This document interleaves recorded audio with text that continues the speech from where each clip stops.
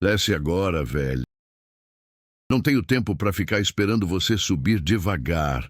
A voz ecoou pela porta aberta do ônibus naquela tarde de terça-feira. Eram 5h20 da tarde. Ponto final da linha 723 na Avenida Central. Movimento intenso de pessoas voltando do trabalho. Fila longa na porta do coletivo. Calor úmido e sufocante pesando sobre a cidade. Dona Lúcia estava no primeiro degrau do ônibus, tentando subir com dificuldade. Ela tinha 73 anos, pele negra marcada pelo tempo e pelo sol de décadas trabalhando como faxineira, cabelos brancos presos num coque baixo e simples. Segurava uma sacola de feira na mão esquerda cheia de tomates, ovos, cebola e batatas. Tentava subir devagar porque seus joelhos doíam muito. A artrose avançada nos 2 joelhos tornava cada movimento uma batalha silenciosa contra a dor aguda que subia pelas pernas. Ela morava sozinha desde que o marido tinha falecido há 8 anos. 3 filhos moravam em outras cidades, visitavam raramente. Ela recebia uma aposentadoria de um salário mínimo, pagava aluguel, luz, água, remédios. Sobrava pouco. Ia à feira toda terça-feira comprar o essencial para a semana. Sempre pegava o mesmo ônibus no mesmo horário. Nunca tinha tido problema. Até aquele dia. O motorista bateu a mão no volante com força. Cláudio tinha 48 anos e dirigia ônibus havia 23. Rosto vermelho de raiva, olhos fixos no retrovisor. Ele girou na cadeira e gritou de novo. Eu falei para descer. Tá surda. Desce e espera o próximo. Dona Lúcia olhou para ele assustada. Sua voz saiu fraca e trêmula. Moço, eu só tô subindo. Meus joelhos doem. Me dá só um minutinho. Não tenho minuto nenhum para dar. Desce. Agora. As pessoas dentro do ônibus olhavam em silêncio. Algumas constrangidas, outras fingindo não ver. Uma senhora de uns 50 anos mexeu no celular discretamente, mas não filmou. Um homem de terno balançou a cabeça desaprovando, mas não disse nada. No fundo do ônibus, próximo à porta traseira, estava Mateus observando tudo com crescente indignação. Ele tinha 24 anos, negro, universitário de jornalismo no último semestre da Universidade Federal. Mochila desgastada nas costas, cheia de livros e cadernos, celular na mão. Ele tinha entrado pelo fundo do ônibus e conseguido sentar num dos últimos bancos. Mateus conhecia bem aquele tipo de situação. Tinha crescido vendo sua avó ser tratada com desrespeito em ônibus, em lojas, em bancos. Via como pessoas idosas e negras eram frequentemente invisibilizadas, apressadas, descartadas. Tinha jurado para si mesmo que quando visse injustiça, não ficaria calado. E naquele momento estava testemunhando uma injustiça gritante acontecendo bem na sua frente. Dona Lúcia tentou subir mais um degrau. Cláudio levantou da cadeira. Desceu os 2 degraus até onde ela estava. Segurou o braço dela com força. Eu mandei você descer. Não entende português, não? Ele empurrou ela para trás. Dona Lúcia perdeu o equilíbrio. Quase caiu na calçada. Segurou na barra de apoio no último segundo. A sacola de feira caiu no chão. Tomates rolaram pela calçada. Ovos se quebraram no cimento. Mateus levantou do banco. Apertou o botão de gravação do celular. Começou a filmar. Caminhou pelo corredor em direção à porta da frente. Seu coração batia rápido, mas sua mão estava firme, segurando o telefone. Cláudio fechou a porta do ônibus com um movimento brusco. Dona Lúcia ficou do lado de fora, de pé na calçada, olhando para suas compras espalhadas pelo chão. O ônibus arrancou, deixando uma nuvem de fumaça preta. Mateus desceu na próxima parada. Voltou caminhando até o ponto onde Dona Lúcia ainda estava. Ela juntava os tomates amassados e colocava de volta na sacola. Os ovos estavam perdidos. Ela chorava em silêncio. A senhora está bem? Dona Lúcia levantou a cabeça. Viu o rapaz jovem parado ao lado dela. Tô sim, meu filho. Só um pouco abalada. Eu filmei tudo o que aconteceu. Aquilo foi errado. Muito errado. Deixa pra lá. Já aconteceu. Não dá pra deixar pra lá. Ele te machucou, te humilhou, na frente de todo mundo. Mateus ajudou ela a juntar o resto das compras. Carregou a sacola até o ponto de ônibus. Sentou ao lado dela no banco de cimento enquanto esperavam o próximo coletivo. Conversaram por 15 minutos. Ela contou que morava no bairro Jardim Esperança, que ia para casa depois de comprar comida na feira, que sempre pegava aquela linha, que nunca tinha sido tratada daquele jeito. O próximo ônibus chegou. Mateus ajudou ela a subir devagar. Pagou a passagem dela. Esperou ela sentar. Acenou quando o ônibus partiu. Depois pegou o celular. Abriu o vídeo que tinha gravado. Assistiu 3 vezes. A raiva crescia a cada repetição. Ele abriu o Instagram. Postou o vídeo. Escreveu uma legenda direta e dura. Motorista agride e expulsa idosa de ônibus por ela subir devagar. Linha 723. Hoje 17h20. Isso não pode ser normal. Compartilhou no Twitter, no Facebook, nos grupos de WhatsApp da faculdade, nos grupos do bairro. Mandou para páginas de notícias locais. Não parou aí. Foi até uma lan house próxima. Imprimiu 50 cartazes com imagem do motorista tirada do vídeo. Escreveu em letras grandes: "Este homem agrediu uma idosa. Linha 723. Exija justiça." Nos 2 dias seguintes, Mateus transformou sua indignação em ação organizada e persistente. Colou os cartazes pela cidade inteira de forma estratégica. Todos os pontos de ônibus da região central, postes nas avenidas principais, murais de universidades públicas e privadas, padarias de bairro, mercados populares, farmácias, bancos. Desde que conseguia autorização, colava um cartaz. Desde que não conseguia autorização, esperava ninguém ver. E colava também, porque acreditava que a cidade inteira precisava saber o que tinha acontecido. As pessoas precisavam ver aquele rosto. Precisavam entender que aquele tipo de violência não podia ser normalizada ou ignorada. Ele também foi em programas de rádio comunitária. Deu entrevista em 3 emissoras diferentes. Contou a história com detalhes. Pediu que as pessoas compartilhassem o vídeo, que pressionassem a empresa, que não deixassem o caso morrer, como tantos outros casos de violência contra idosos que viravam notícia por um dia e eram esquecidos no dia seguinte. O vídeo começou a viralizar na quarta-feira à noite. Em 12 horas, chegou a 50.000 visualizações. Em 24 horas, ultrapassou 200.000. Na quinta-feira de manhã, já tinha mais de 500.000. Comentários explodiam. Pessoas indignadas, revoltadas, exigindo providências. A empresa de ônibus Transportes União viu o vídeo na quinta-feira, às 9 da manhã. O diretor de operações convocou reunião de emergência. Identificaram o motorista pela numeração da linha e pelo horário. Cláudio foi chamado ao departamento pessoal às 11 horas. Ele entrou na sala achando que era reunião de rotina. Sentou na cadeira em frente à mesa. O gerente de RH colocou um tablet na mesa mostrando o vídeo. Apertou play. Cláudio assistiu. Seu rosto ficou pálido, depois vermelho, depois pálido de novo. Esse vídeo tem mais de 1 milhão de visualizações. Está em todos os jornais locais. A empresa está sendo massacrada nas redes sociais. Você agrediu uma passageira idosa. Ela estava demorando demais. Eu tinha horário a cumprir. Você empurrou ela. Ela quase caiu. As compras dela caíram no chão. Tudo filmado, tudo exposto.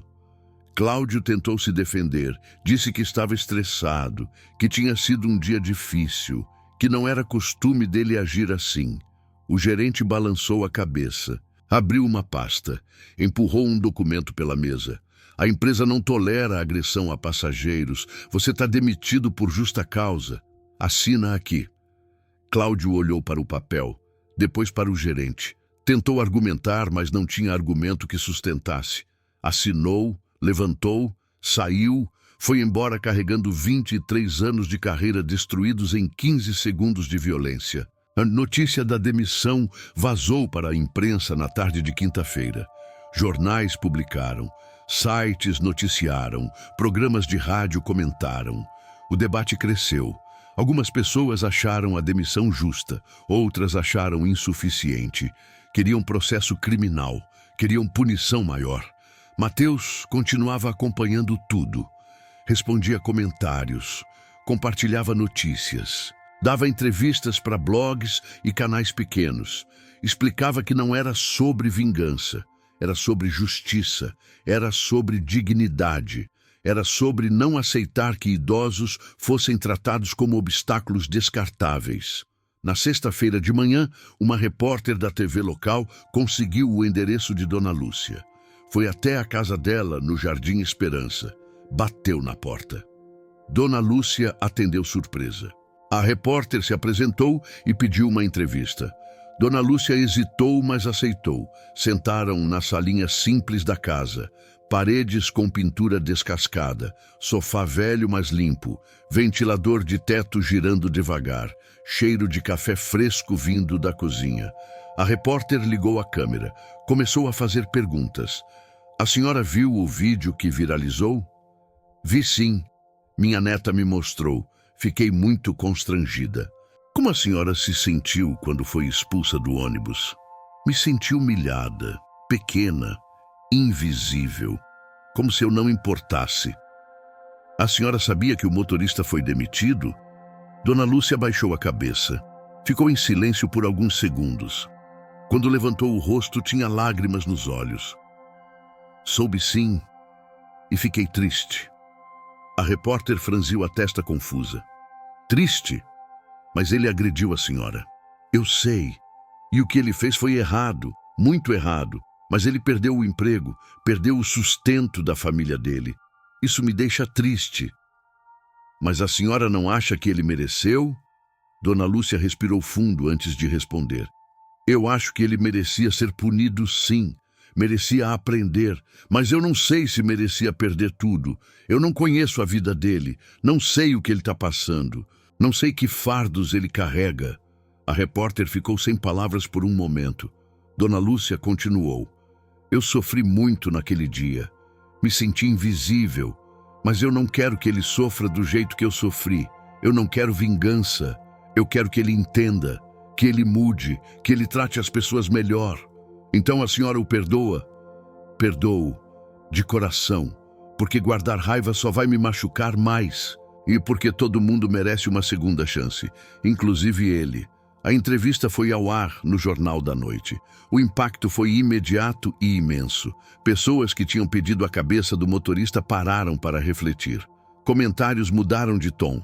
De ele tem que se ferrar para que lição de humanidade. De cadeia nele para precisamos aprender com essa senhora. Mateus viu a entrevista sentado na sala da casa dos pais. Ficou em silêncio por um longo tempo depois que terminou.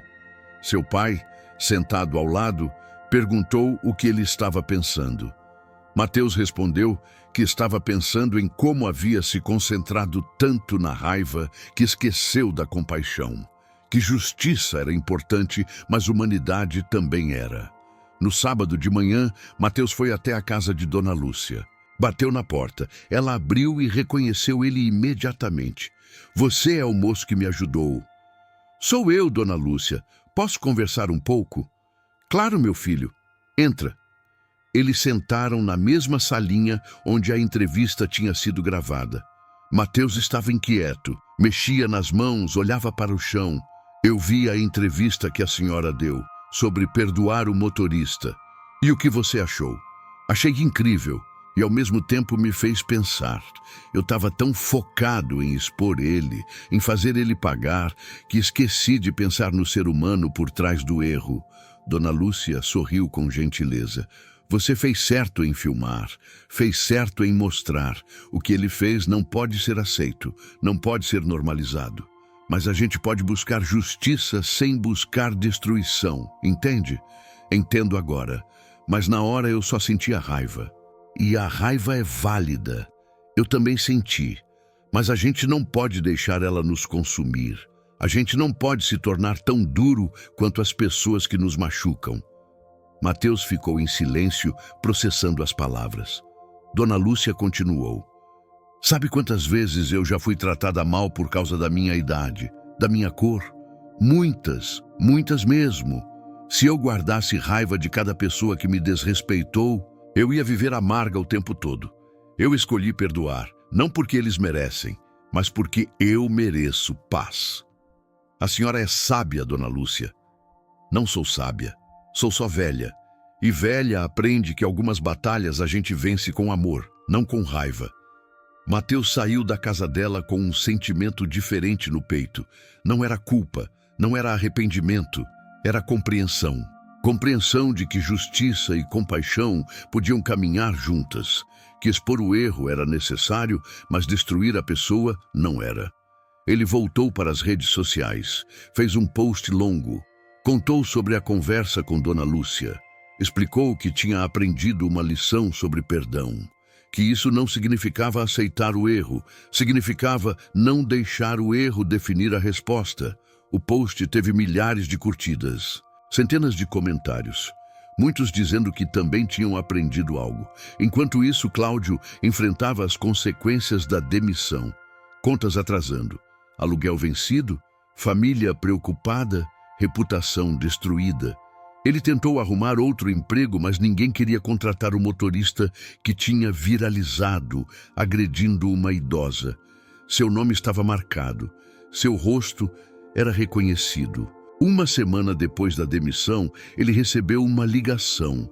Era de uma organização não governamental que trabalhava com reinserção social e direitos humanos. Ofereceram ajuda. Disseram que tinham visto o caso, que entendiam que ele tinha errado, mas que acreditavam em segundas chances. Ofereceram um programa de reabilitação, aulas sobre empatia, respeito, controle emocional. E depois, ajuda para encontrar um novo trabalho. Cláudio aceitou, não porque queria, mas porque não tinha escolha. Começou a frequentar as aulas 2 vezes por semana. No início estava defensivo, achava que não precisava daquilo, que todo mundo estava exagerando. Mas aos poucos, as histórias que ouvia, as dinâmicas que participava, os vídeos que assistia começaram a penetrar a barreira que ele tinha construído. Ele começou a entender que o problema não tinha sido só aquele dia específico na linha 723. Tinha sido uma vida inteira construída sobre impaciência crônica, falta de empatia profunda e o hábito perigoso de ver pessoas como obstáculos inconvenientes, em vez de seres humanos com histórias, dores e limitações. Começou a reconhecer padrões alarmantes no seu próprio comportamento ao longo de 23 anos de profissão. Coisas que tinha feito e dito para outros passageiros idosos, para mães com crianças pequenas, para pessoas com deficiência. Pequenas crueldades que ele sempre justificava com pressa, com estresse acumulado, com cansaço, com pressão da empresa, com horários apertados. Mas no fundo eram escolhas. Escolhas de não ver o outro, escolhas de colocar seu conforto acima da dignidade alheia. 2 meses depois do incidente, a organização conseguiu um emprego para ele.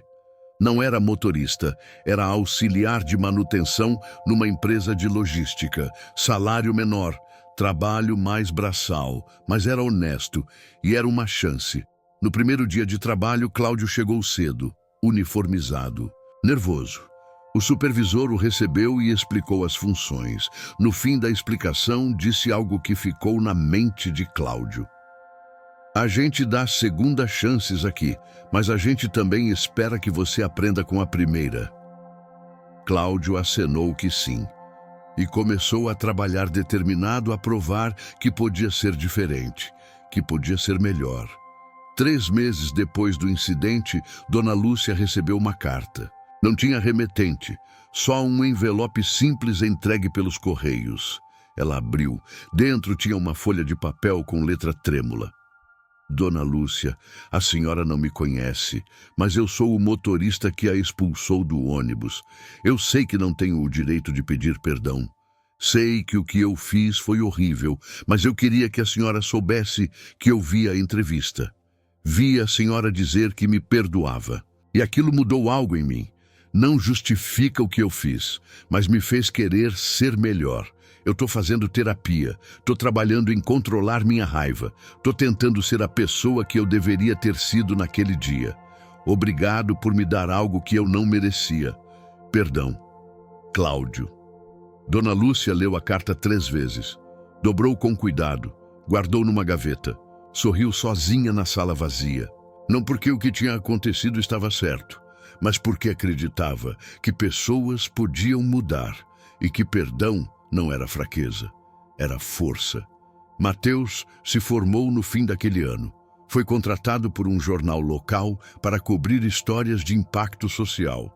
Continuou usando suas redes para expor injustiças, mas sempre lembrava das palavras de Dona Lúcia: expor o erro sem destruir a pessoa, buscar justiça sem abrir mão da humanidade. Dona Lúcia continuou pegando o ônibus todos os dias. Linha 723, mesma rota, mesmos horários. Nunca mais foi desrespeitada. Não porque as pessoas tinham visto o vídeo, mas porque ela continuava sendo ela. Gentil, paciente, digna e disposta a perdoar mesmo quando o perdão parecia impossível. Porque no fim, ela tinha aprendido algo que poucos aprendem. Que perdoar não é esquecer, não é aceitar, não é dizer que está tudo bem. Perdoar é escolher não carregar o peso da mágoa. É entender que justiça pode vir acompanhada de compaixão e que, às vezes, a maior vitória não é ver o outro cair, é ver o outro levantar diferente. Se alguém te machucou hoje, lembra que perdoar liberta você, não a pessoa que errou, e que justiça não precisa ser vingança. Em cada pessoa há uma dor e uma verdade. Obrigado por acompanhar mais um capítulo de As Injustiças da Vida. Se você acredita que cada pessoa tem uma história que merece ser ouvida, se inscreva no canal, ative o sininho, compartilhe essa história, porque histórias de perdão e recomeço precisam ser contadas sempre. Amanhã, um novo capítulo te espera. Obrigado.